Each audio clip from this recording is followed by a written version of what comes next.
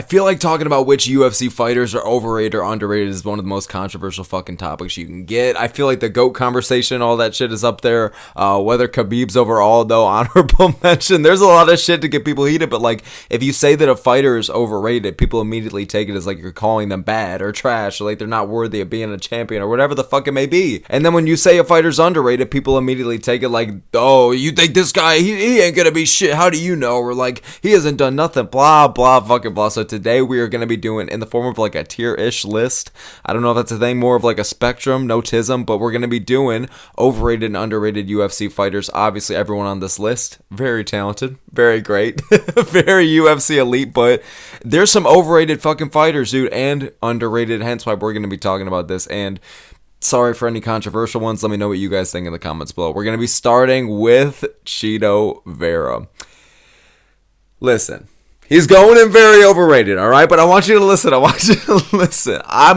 fuck with Chito. I fuck with him outside the cage. I think he's got a good personality, all right? And some of his fights are entertaining. I feel like he's good for the division. But listen, this guy, people talk about him like he's just some staple of the division. Like, it's the unstoppable Chito Vera, one of the best strikers in the division. He's always up there, top 5-10 worthy. But listen, man, he's a bit of a fluke. Alright? Like, and first of all, the title shot against Sean O'Malley, what the fuck? That was one of the worst title shots of the year. Alright? I mean, he didn't really deserve that in the first place when you have like Corey Sandhagen or Marab at the time, or even, you could argue even more, but it's just like, we're going with Chito because they wanted to just redeem the loss that O'Malley had. They wanted to market O'Malley, of course. It was a fluke loss.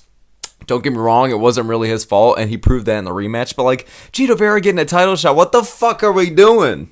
Alright, it's not as bad as Stipe, but it's just like, I don't know.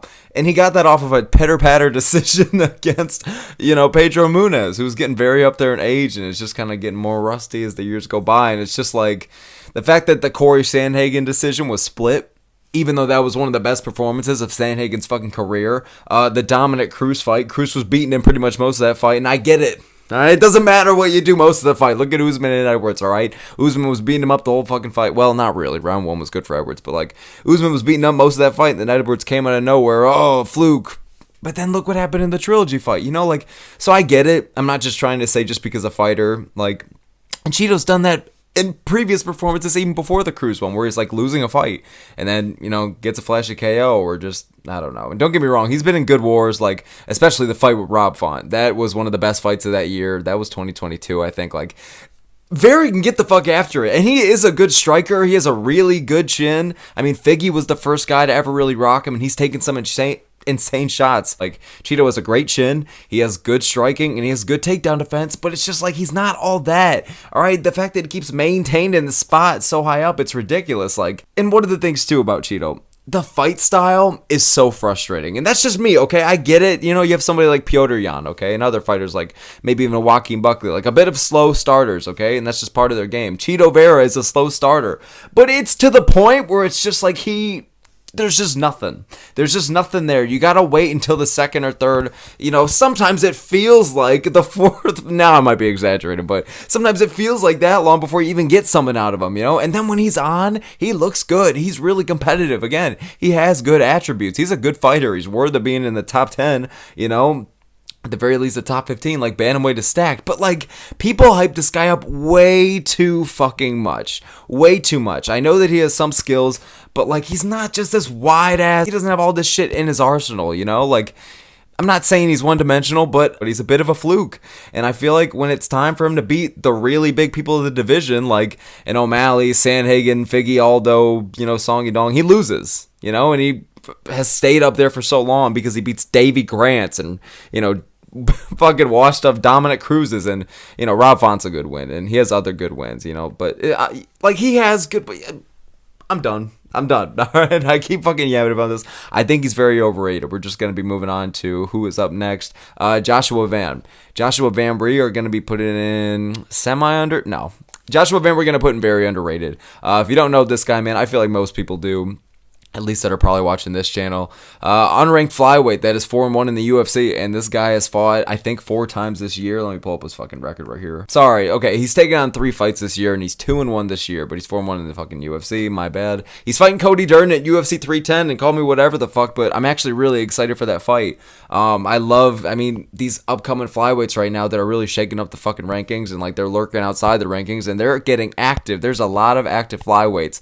Look at Charles Johnson, 4-0 this year. That's the only loss that Joshua Van has. I mean, Joshua Van, dude, all right, born in October of 2001, one of the youngest fighters on the roster. He has an insanely high output, all right? He's a good striker. I mean, look at some of these stats. And first of all, I want to give a shout out to, he's put on good fights, you know, and good performances for sure, but like that second round at UFC Noche, I forgot who the fuck it was against, Edgar Chairez. That was, I feel like, one of the best rounds you can get of the year. Maybe I'm exaggerating, I don't know, but Joshua Van, man, I mean, he's scoring hundreds and hundreds of strike. 120 strikes in a 3-round fight against his UFC debut. 156 significant strikes against Kevin Boris. Even against Edgar Chairez again in the triple digits. Like, he's high output. No performances bonuses yet, and only one finish in the UFC. But I'm telling you, he has this activity. Cody Durden is ranked top 15, so Van's finally getting his shot really at the rankings. And I think it's deserved. This guy, considering the age and the skill set, I'm telling you, I think he's going to be around the flyweight division, just the UFC, for a really long time. We're looking at one of these Holloways or Charles Oliveira's, and like, yeah, maybe they start off with a couple losses here and there, but like, they're gonna gain a lot of experience. And Van is young. We haven't seen him on the ground too much, but from what I could tell and what I have seen down there, he looks solid, but you know, primarily wants to keep it on the feet. But look out for Joshua Van, man. And also 83% takedown defense. I mean, all around pretty well-rounded fighter, man. 11-2, young as fuck, and we're gonna put him in very underrated. Moving on to another fighter that I feel like I'm kind of stuck between semi and very underrated, but we're going to be going with Chase Hooper. Chase Hooper, man, here's the all right, we're going to put him in very underrated. Chase Hooper is very underrated. Here's the thing, because I know not just among the hardcores, but it's also just like, I feel like light fans or whatever in general, like, you know who Chase Hooper is, you know, you've seen all the memes of how people used to call him Ben Askren. You've seen a few of his fights. I mean, he's kind of a relatively, I don't want to say a big name, but he's a relatively well-known name kind of among the community, lurking outside those top 15 rankings. But dude, lately he's been looking absolutely great, and like, people forget, man, but he's still young as fuck, you know, and he's one of those guys. I'm talking about a Holloway or a Charles Oliveira earlier, and even more like that start off with a couple losses, they enter the UFC young, and then they just fucking blossom with experience. They just learn more and more. Fights get higher quality they get a higher quality caliber of opponents. And like, yeah, he had a couple losses at first. You know, he got knocked out by Steve Garcia, who's on a fucking mean streak right now, by the way. Lost to Alex Caceres, lost to Steven Peterson. But other than that, man, he's on a 3-fight win streak right now, 2 by finish. And I'm telling you, man, that fight against Jordan Levitt, he's even saying in interviews, he's like, I'm sick of being just the Ben Askren lookalike. That's how he was really known. Like, but he wants to be known for more than that. And he took on this new aggressive edge, and he really fucking showed it, and he beat the shit out of Jordan Levitt. Jordan Levitt is a solid name. Like, that's a good win. I'm not saying top 15 worthy, but like, and then the performance at St. Louis against Borshev in May, like, that was absurd. He just came out immediately out of the gate, had an absurd amount of control time. It was damn near all the fight, and when it was on the feet, he was just fucking them up for as little as that lasted, because the ground and pound from Hooper was insane. I'm telling you, man, this guy, people forget, man, but this guy, seriously, he has really good grappling, and he has ever improving striking, and he's young as fuck. And I'm telling you, man, don't be fooled by the memes, and don't be fooled by all this shit. He's taking on a new aggressive edge, man, and I'm thinking it's really been helping his performances. And he's fighting Clay Guida at UFC 310. I think he takes that fight. I don't know what the betting odds are going to be, but I would take Hooper as a big favorite. The fact that he was an underdog against Borshev, dude, that was one of my best bets of the year, dog, all right? Because, like, I don't fucking know. I'm just saying, man, Chase Hooper, very underrated. I feel like he's known for the wrong reasons, but I feel like next year he'll probably go 2-3-0. To be honest, that's a bold prediction, but I think he's going to start making people remember him for different reasons. So, moving on, who do we got up next? Paulo Juicy Juice Costa, man. All right, so say what you want, but we're going to be putting Costa on very overrated. I was kind of debating semi-overrated, but I mean, the way that people talk about this guy is pretty crazy, even after all of the recent performances. Like, Costa has had a rocky past few fights. So ever since the Izzy fight in 2020, I mean, fought once in 2021 to Vittori. That was a huge weight mess, and he fucking lost. Got beat the hell up. Beat Luke Rockhold. was a fun fight, probably top 15, 20 fight of 2022, but like Rockhold was coming off a really long layoff, dude, and he was literally on his fucking knees, hands and knees, sorry, on the fucking during that fight.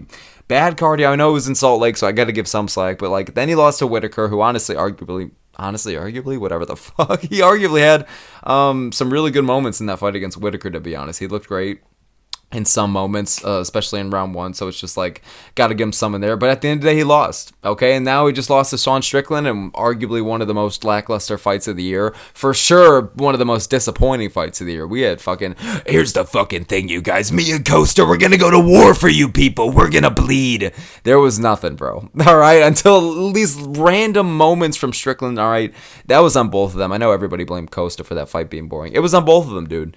So my point is, Costa has just, the Whitaker fight was fun, the Rockhold fight was fun, but like, he's losing so much, dude. Alright, and I don't know what this guy has that's super stellar, but everybody thinks this guy is just like insane knockout power, and yeah, for sure, when he first started his career and he's fighting fucking Johnny Hendricks and shit, like when UFC was still on Fox, you know what I mean, and like he's taking out Uriah Hill and all this shit, and it's just like, he had solid wins on the rise, but like you could tell they're very 2016, 17, 18 era, you know? And Costa, man, as of late, like, and it's not completely his fucking fault because he's being fed to the dogs. Like John Strickland, former champ, Robert Whitaker, former champ, Luke Rockhold, former champ. I mean, washed Rockhold, but Marvin Vettori, I can't excuse that one, buddy. All right, I can't excuse that one. I'll tell you what, it fucking deserved to take place in the fucking Apex. Don't get me wrong, Costa, you could have argued he was one of the more talented fighters when he was on the rise, but I just think he's like it's a Darren Till and others situation where they just get sprung to the title because the champ really didn't have too many contenders, so they kind of just picked up someone that was hot and on the rise, and Costa lost, and I feel like he might have settled because he was a lot more active. He wasn't the most active guy, but he was more active before the Izzy fight, but he's kind of not been active his whole career, but I think it fucking plays against him.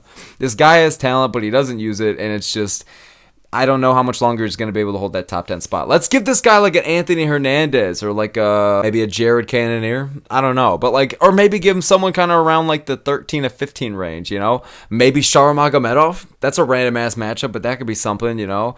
But Costa has to defend his fucking spot, dude. So it's just very overrated in my opinion. It's not entirely his fault, but it is what it is. So we're going to be moving on to Rafael Dos Anjos up next. This one might be controversial, man. I'm sorry if this hurts people's feelings, especially if you're kind of an oldie, but RDA is going in very overrated. We're starting to stack this shit up, all right? I'm not trying to just stack up the top right away, but dude, RDA is fucking overrated, man. People forget, man. No, people remember a little bit too much because this guy, you got to realize, over the past few years, ever since fucking like 2018, all right, he loses a majority of his fights. He wins one and then loses two, and then wins one and then loses two. Right now, he's on a 3-fight losing streak. The Jeff Neal performance, I get it. He had an injury, so like it wasn't all his fault. But Neal knocked him down once or twice in the fucking like 2 minutes the fight even happened. Like Neal looked great. And so whatever. I know that was an asterisk, but like RDA, man, Gamrot, Luke, Fiziev, Chiesa, Leon, Usman, Covington, he's fought killers and killers. So I respect RDA, former champ.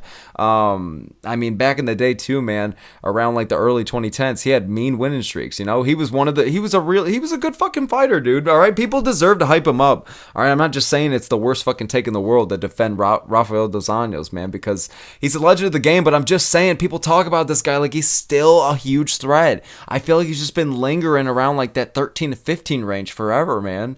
But like in the people he is beating, you know, we got the split over Paul Felder. He got a win over Bryan Barberena. Good win over Moicano. Like there's Kevin Lee's in there, but like other than that, it's like he's losing to the top dogs in that top 10 range, and he's beating the people that are kind of either like in the 10 to 15 range or lurking outside the rankings. And it's just like RDA, man, he's well-rounded. Don't get me wrong, he's a good fighter, lots of experience, but he's fucking overrated. I'm sorry.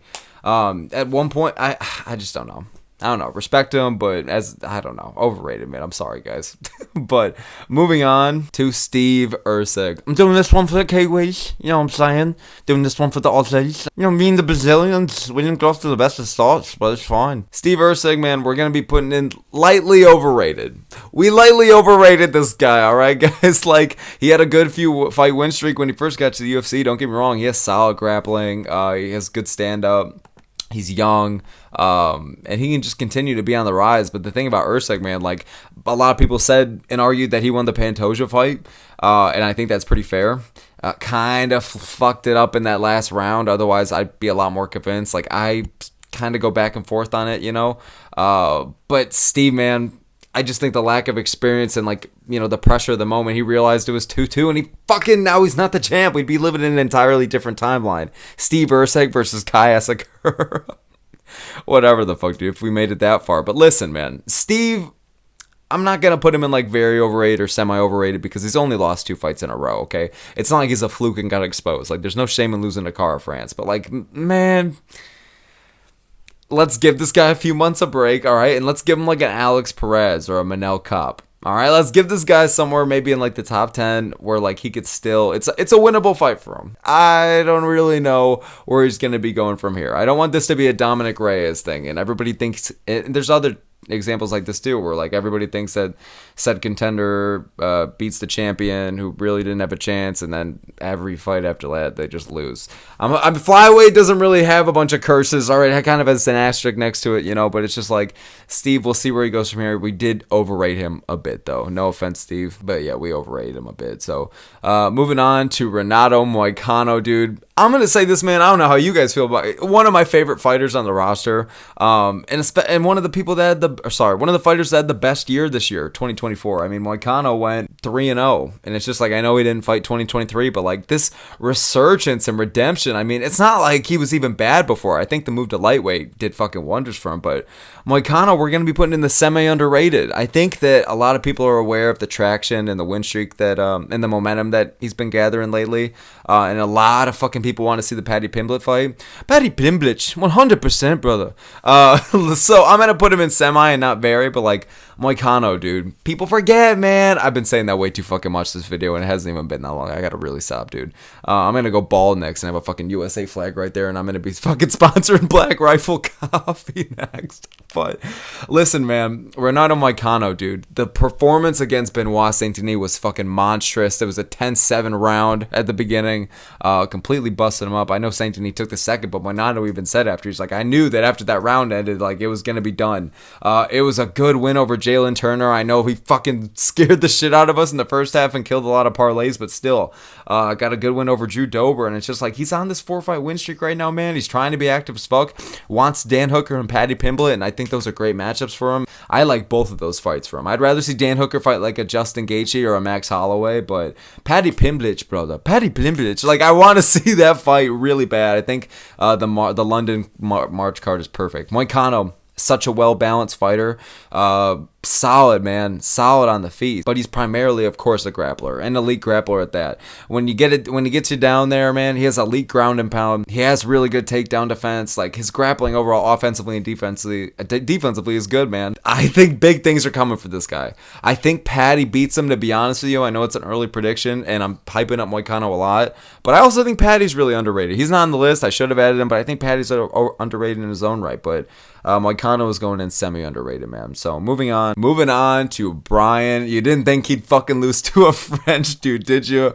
Battle, dude. I mean, in all honesty, dude, Bryan Battle, man, is one of my favorite kind of just like on the rise fighters right now. I know that he's kind of been on the rise, or should I say he's kind of been really not getting the attention he should have. I mean, for the most part, he's been winning all of his fights in the UFC. He lost to Renat Fakhretdinov. That's not that bad of a loss. You know, Renat, a lot of people consider him to be a good contender. I know that he just got a fucking outrage. I know he just got an outrageous decision that was just unfucking justly handed to him. But, like, losing to Renat, no shame.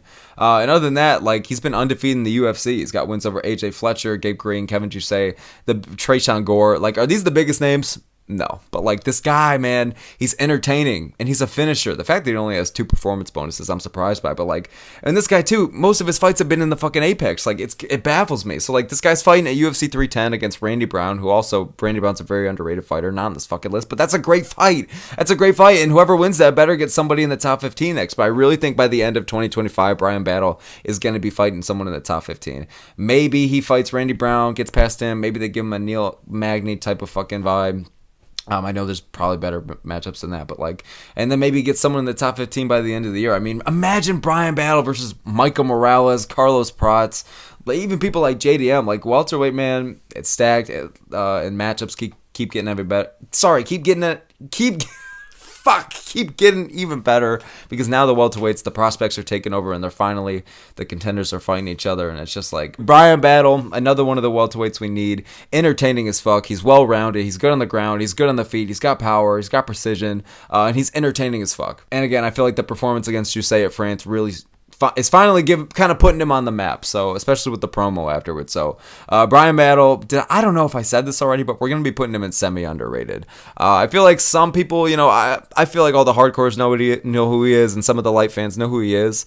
He's not like the most unfucking known name, but like even the people that know him, like, let's put some hype on Bryan Battle, man. He's got a good personality and a fun style, man, and he's on a win streak. I know he had the no contest, which was bullshit against Angelusa, but it's just like, I don't want to say bullshit, but kind of bullshit. Come on, guys. But yeah, semi-underrated for Bryan Battle. Moving on to Rafael Fiziev. So Fiziev, this is going to be a controversial one. A lot of people love defending this one. A lot of Fiziev defenders, but I'm not putting him in very overrated, but he is semi-overrated, y'all. Sorry to break the hearts, but he is just a tad overrated. All right, like, look, great Muay Thai background. He's really good on the feet. Yeah, he has solid takedown defense, but like I feel like on the ground, still question marks a bit. Maybe I'm tripping about that part, but for as good as this guy's stand-up is, and for as good of a talent I think he is, and I think he had solid moments in the Justin Gaethje fight. It was a really good fight, and he won the first round against Gamrot. For as short as that fight lasted, it was an injury, and I get why he hasn't fought this year. So I get that it's not his fault, for being out this year, but at the end of the day, like, I do think that he's just overrated. People hype him up like he's unstoppable, and I think he is stoppable. Like, I think there's a lot of matchups in the top 10, man, where there's problems. Like, okay, people are gonna fucking think I'm insane for this, okay? But I want you guys to hear me out. Like, I'm not even saying this to be bullshit or controversial, all right? If you guys disagree, you're valid on this one, bro. Well, technically you guys always are, but I think both Pimblett and Moicano beat this dude. I know one of those names is more controversial than the other, but like I think Pimblett or Moicano, like I think they both beat him. And there's other matchups too, like Poirier's gonna beat him, Makhachev's gonna beat him. Chandler and Fiziev would honestly be a good fight. I don't really know who would win that one. Maybe lean towards Fiziev, but like, I don't know, man. I just think that people talk about this guy, or talked about him like he was going to be this fucking huge thing, and like can still be. And don't get me wrong, he still can. He's not that old, he's a good fit for the lightweight division. But listen, people hype him up way too much. It's absurd. I just think it's crazy. Like, don't get me wrong, he can have a comeback. He's a great talent. But I just... fucking please relax, dude. All right, that's it. All right, that's it. It's just too much. We're just gonna be moving on. Who do we got next? We have Ian Garry. Okay, this is another fucking one, dude, that might be controversial, but Ian Garry, we are gonna be putting in the semi-under. We're gonna be putting him in very. Yeah, I like that. Nah, I was gonna do semi, but listen, I was gonna do semi because he is a big name and people know him, but then I realized, okay, but nobody before like this Shavkat fight was putting any fucking respect on him, Listen, I'm not an Ian Garry fan. I mean, for people who have been watching my videos lately, like I've said this a few times, like I think Gary's one of the most unlikable people on the roster. I'm not a fan of the guy. Some of his fights, especially as of late, could be a bit of duds. Listen, I know like he started out in the UFC getting kind of flashy knockouts, and lately he's been a lot more technical. And there's nothing wrong with that, especially when you're facing more elite competition. I fucking get it. You can't go out there and get finishes all the damn time, man. But even that said, I get why people don't fuck with him. He is unlikable. Some of his fights can be a bit of a drag. A lot of people like want to argue that like Jeff Neal or MVP beat him, and it's like, listen. I think he's underrated as fuck. All right, his striking is good. He has good striking. He has good takedown defense. He's solid in the clinch. He's kind of quick on the feet, and he's precise. And like his grappling, not the best. I know we find like really saw it on display against MVP. Well, I don't want to say really saw it on display, but I just think he struggled a bit much, so his grappling is the thing that holds him back. But I just think in general, as a fighter, he's very underrated. People talk about this guy just because people always get this shit confused. It's the same shit with Patty.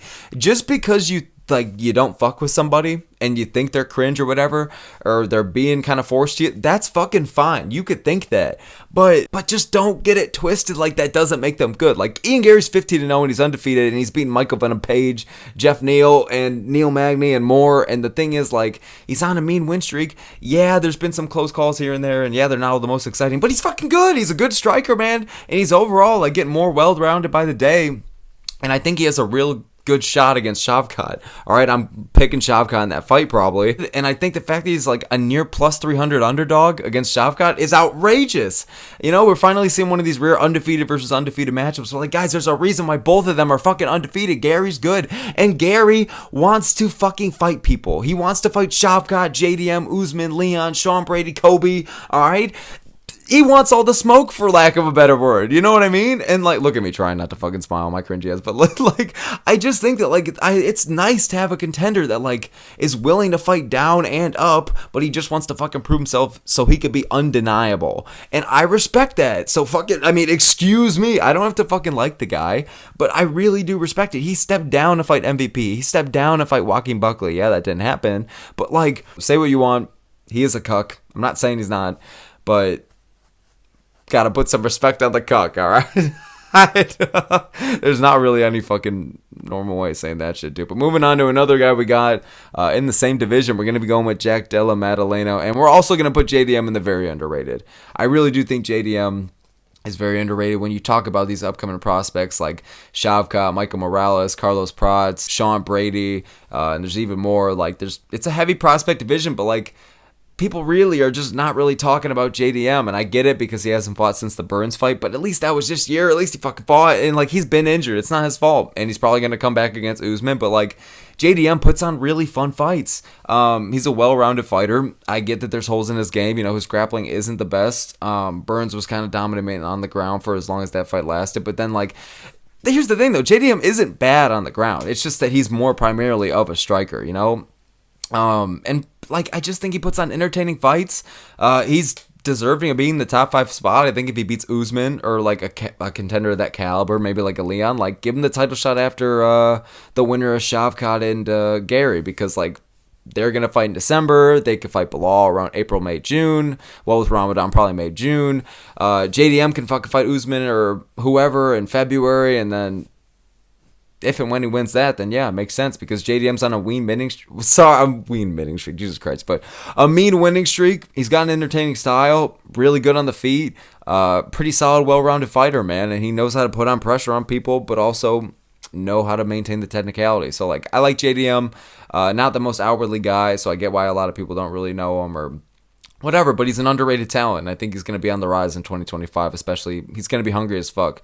Gonna be hungry, man, especially now that he's gonna be healthy. So moving on to someone we got in the middleweight division, Anthony Fluffy Hernandez. So I wanted to put Anthony Hernandez in the very underrated category, but I feel like ever since he got the spotlight of getting the own fight night main event, which I thought was honestly a really good idea, the card was sadly in the apex, because like, I feel like when they were like Hernandez versus Pereira of all things, two guys who are like very like in your face aggressive finishers, like they go out there and they finish fights. Like, I was surprised they put that shit in the apex, but I did like how they put it as a main event. They wanted to put a spotlight on the two.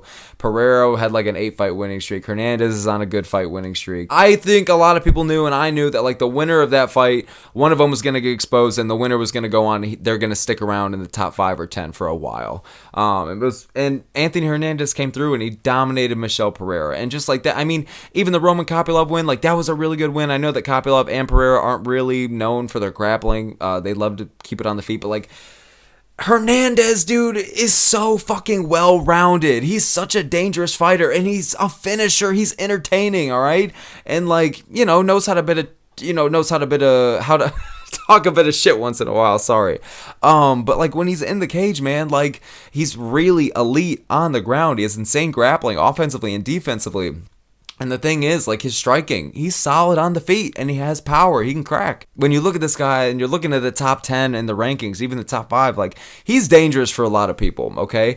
Like, when you get to the top 5, it's tricky, because I think that, you know, I don't want to just rush him and say that he's just going to beat like an Izzy or a Cal Baralho or a Strickland, or Whitaker, you know, like, even though some of those guys like aren't grapplers, like they've beaten grapplers in the past, you know, it's easy for you to say blah, blah, blah, while somebody is like hasn't really fought that top 10 yet, but he's just booked a fight against Brendan Allen. That's fucking great. Grappler versus grappler. I think Hernandez is going to take that one. I literally hope he's an underdog just so I can fucking cash that, because that's a great matchup for him. I think he beats like a lot of the guys in the top 10. I think he's going to be looking great in 2025. He's going to go 2 or 3-0. I like his odds against like Jared Cannonier, Roman Dolidze, again, Brendan Allen, Sharon Magomedov, like Nasruddin Imavov even. Like, I'm telling you, man, like Anthony Hernandez, he's going to be on a fucking mean streak. He's going to continue the mean streak, I should say, next year. And just fucking watch out for him. Semi underrated because, again, starting to get some attention and traction lately. So it's like I'm not going to put him in very getting some credit. So, yeah. Moving on to, you could argue that this one's going to be the most controversial, and there's, but we're going to be going with Shavkat Rakhmonov. You know, you could argue very overrated. You could, but I don't think it's that bad. He's semi overrated. You know, I've seen worse, but Shavkat, man, like people hype this guy up like he's done what Kamaru Usman or GSP has already done. It's pretty crazy. Like, I get it. He has extreme aura, eating the horse meat, 3 a.m., going for the 20-mile run. He's an animal, all right? This guy is a walking caveman, but he'll beat your ass, and, like, he puts on such a relentless pressure on people. 100% finish rate, undefeated. Like, he's beaten Stephen Thompson, Jeff Neal, Neil Magny, and more, and, like, entertaining style, man, and really well-rounded. Like, yeah, I know he's not primarily a grappler, but like he is mean as fuck on the feet, and he's well-rounded. But here's the thing, all right, let's talk about why he's overrated. To beat, what was it, like 8 or 9, don't get me wrong, could have been higher, but it'd be 8 or 9 ranked Stephen Thompson, and now he's all the way up at like the number 3 contender. His aura and just like the contenders moving up and down is just slowly, people didn't think I would fucking know. People don't think that anybody would notice, but like he's just been slowly building up. And don't get me wrong, like Shavkat is a very good fighter. Like, I do think that Belal can beat him and is going to beat him. I'm just going to fucking be honest. I've talked about it before, but like, I think Shavkat beats pretty much almost everyone else in the division. Him and JDM, you can go back and forth on. Ian Gary has a shot, but I still think Shavkat's going to win. But like, Shavkat can beat most of the division. Don't get me wrong. He's elite, but like, we gotta see him against like the top 5, like the Sean Brady's, JDMs. I think he'd fucking murk Edwards, to be honest. But like even in Edwards or like even in Usman, like this is the good thing about the Muhammad pullout, is that no matter what, we were gonna get to see, hopefully at least, Shavkat finally facing a top 5. Like somebody was gonna step in.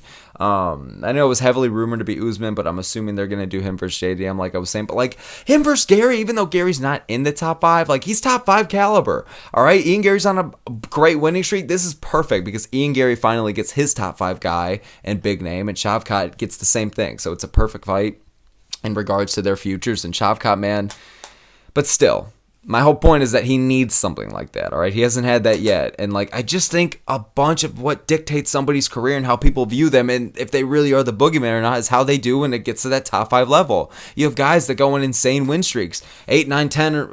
If you're going up to 10, then holy shit, okay. You are fucking, that's like a Belal Muhammad. You gotta think when you start to get to that 7, 8, 9, 10, like in your win streak. And I know that Shavkat's undefeated, so it's different, you know, but, like, I'm kind of more so talking about UFC. But again, undefeated, nobody's been able to stop him. Odds are that a lot of people aren't going to be able to in the near future.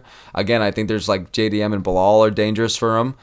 But like, people just got to relax. Let's see how he does against Belal. Let's see how he does against Gary. If he goes out there and murks Gary, that's a good win. But like, and again, great winning streak he's on. He's worthy of being, like, when he was going to fight Belal, I wasn't complaining. I'm like, he was, you know, I would have preferred to see him fight like a true number 1 contender matchup first, but like if there was going to be anybody in the welterweight division, it was going to be him. So it was pretty fair. So don't get me wrong. But yeah, just semi-overrated, or overrated, man. Let's fucking relax, guys. I get it. He's an aura machine. Let's just fucking pump the brakes. You know what I'm saying? But super hyped for him. Moving on to Alexander Volkov, man. This is a sleeper. I'm telling you, like, not a lot of people are talking about the streak that Volkov's on. I'm going to be putting Volkov in semi-underrated. He's a well-known name, and I think that some people are picking him against Gane. I'm picking him against Gane. I really do think he's going to win. I think that he's been looking a lot better since they fought the first time. I think he's made improvements, and I think he's going to know what to tweak against somebody like Gane, who is out here making movies and shit, man, and he's being inactive and, like, strictly kind of been fighting in France, and when he hasn't been over the last few years, he's been losing. Specifically, you know, Jones and Ngannou and all that shit. I'm telling you, man, Volkov, like, on a 4-fight win streak, 3 of them by finish. Rozenstruik, Romanov, Tai Tuivasa, and Sergey Pavlovich, like, those are good wins. He literally just frustrated the fuck out of Pavlovich in there.